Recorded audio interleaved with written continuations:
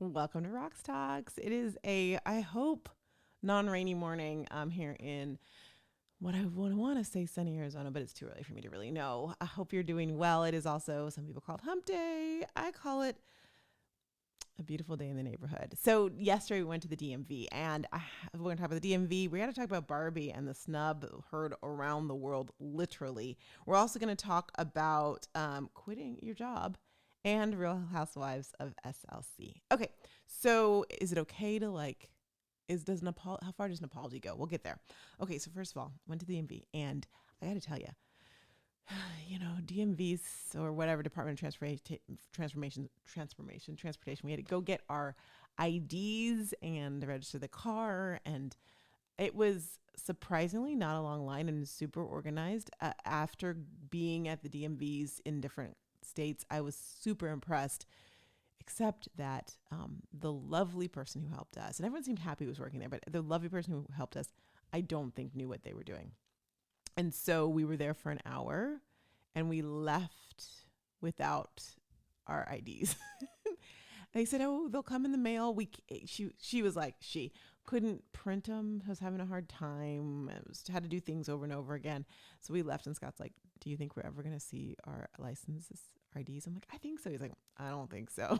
So I'll let you know in 2 weeks if we actually get our driver's license and our license plate. We did get a temporary license plate, but it's a little sus. Let me just say that way.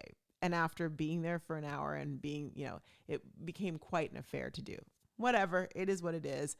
All ultimately, because everyone was so nice at the DMV, and I have to not be upset about it.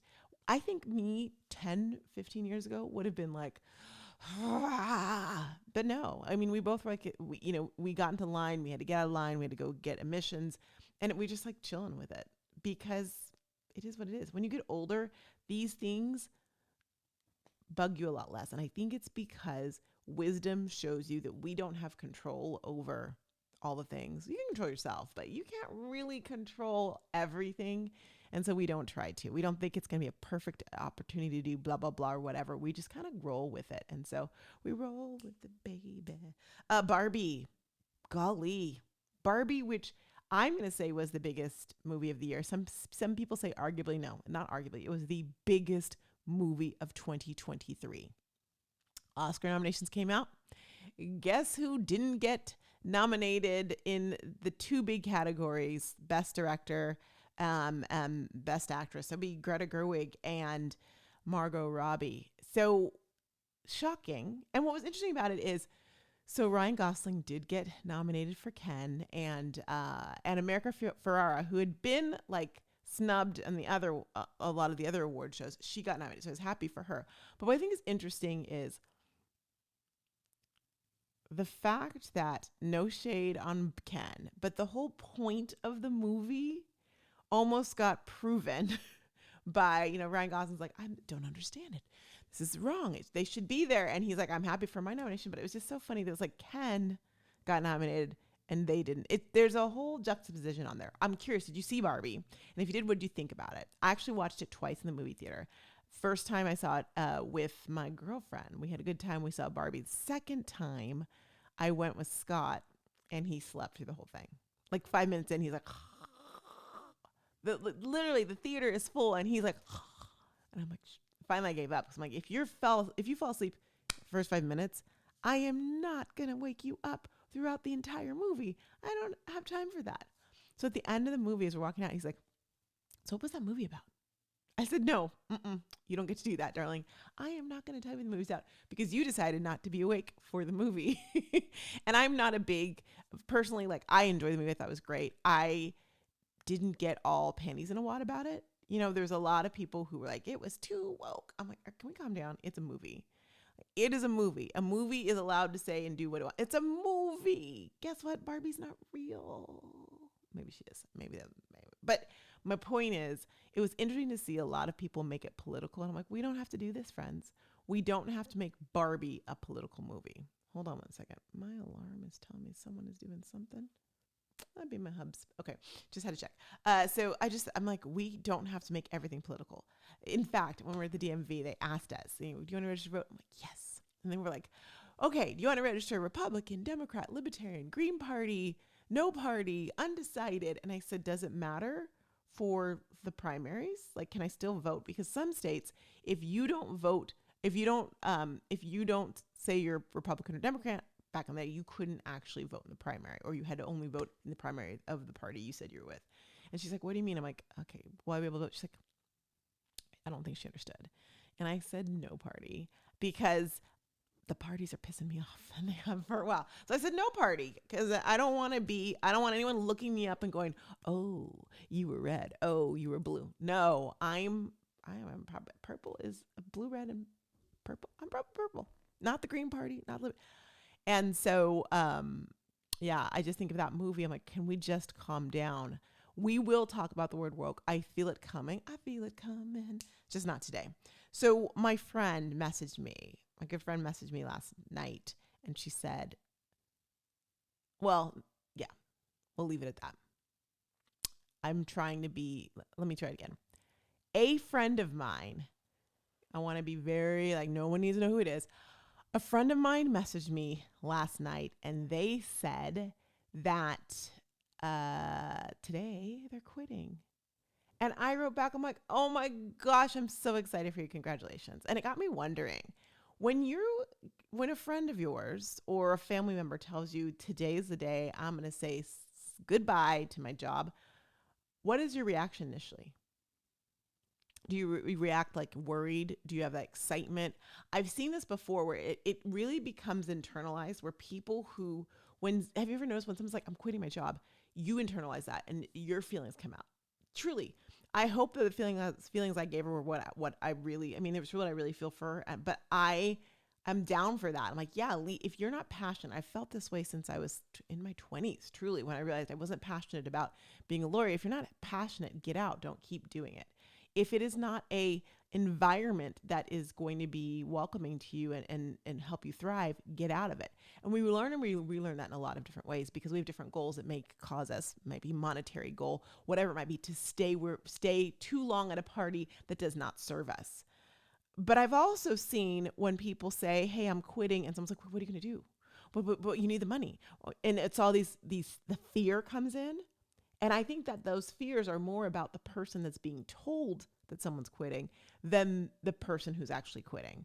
Because we have to realize the person that's quitting is doing something that they need to do for whatever reason, whether it's a statement, whether it's for freedom, whether it's for safety, whatever it might be, they need to get out of that situation. Whether it's a big FU to their company, whatever, they have a reason for it. And they've probably thought about all the things, or they haven't. I got to tell you, when I left law, of course, I left law and went on a reality, by way of I don't want to do this anymore. I'm going to go audition for a reality show. I got on The Apprentice, did that, and then said bye at right up when the finale aired. I was like, all right, I'm out of here. Bye.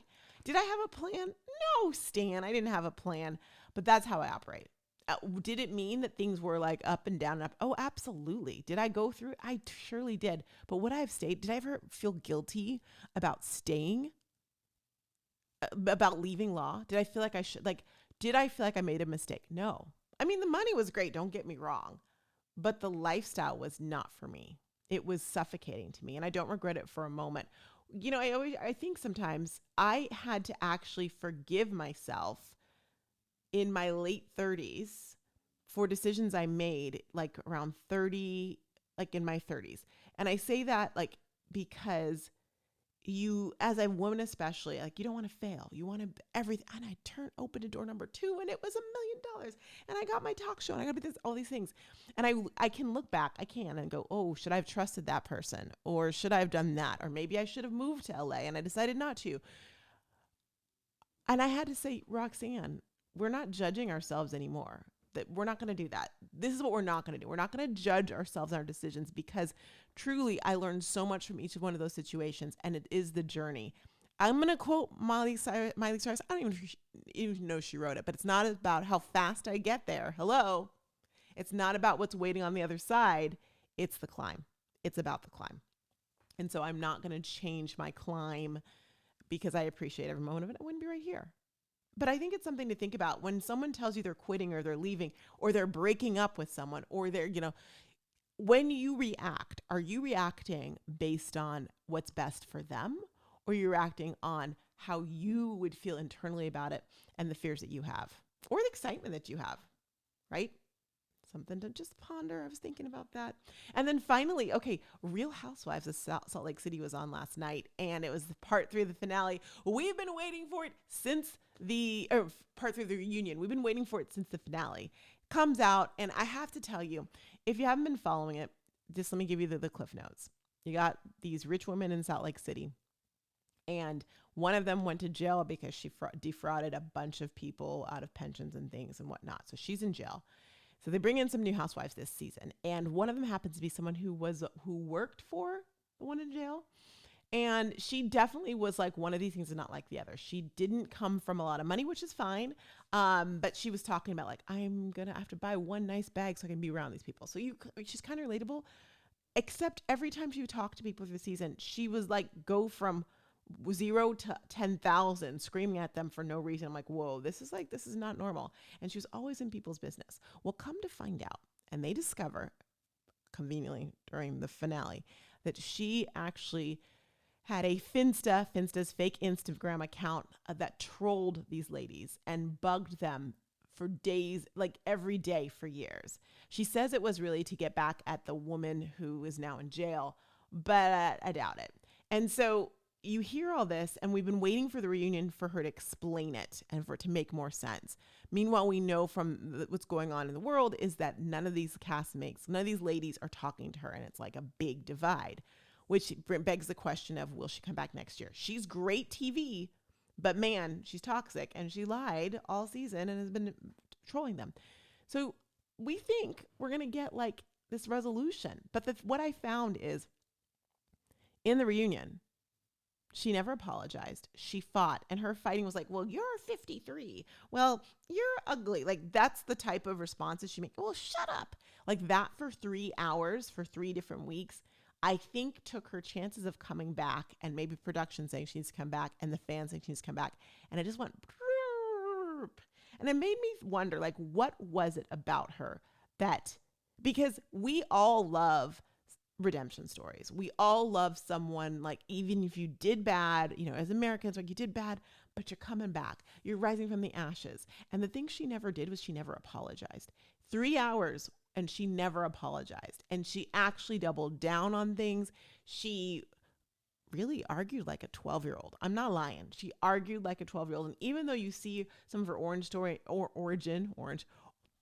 orange, by the way. Small, weird spray tans. Even though you saw her origin story and you realized that she and her mother, that's a weird relationship. And okay, I'm back. It was so weird. The camera froze. I didn't know it could do that, but it could. So I'll have to spice these together, first time ever. But you see like the remorse, you don't see any remorse, and she never had remorse. And so it left this like distaste. You could even tell Andy was like not having it. And then sure enough, same day, announcement comes out on People magazine. She is not coming back for the next season that starts filming next month. It just got me thinking the power of an apology. We give people, especially celebrities, a hard time when they make a mistake and then they apologize. That apology always gets like critiqued. Well, I don't think that was a real apology. Oh, that's a blank statement. Oh, it's just a white screen. It's a note section. We do all that. But what I really realized is even though apologies get a hard time or given a hard time and are critiqued, they go somewhere, especially the ones that are sincere go even further, but it goes a long way for redemption. But when you're in a situation and you know you're wrong, and gosh, I hope she knew she was wrong. But we think about it, when we're in situations and we try and fight or lie our way through, that doesn't work. And that's things you did when you were a tween, perhaps, and hopefully you stopped. But when you think about it, apologizing, stops all the drama. When you apologize, the drama stops. Because if someone keeps coming at you after you apologize, that's their problem and issue, not yours. Just something I was thinking about. I thought I'd share with you. All right, today is a day, and I want you to make it a great day. Thank you so much for being with me. I will see you tomorrow. Let's see what's going on tomorrow. Who knows? Good things. What's going on today, we'll talk about tomorrow. There's always something in the news to chat about. I love being with you. Please don't hesitate to comment below. I'd love to see your comments. I'll reply to all of them and read them. And also find me at Rocks Talks or at Valley Rocks. And it's always ROX, like I spell my name, on Instagram. Take care. Go be great.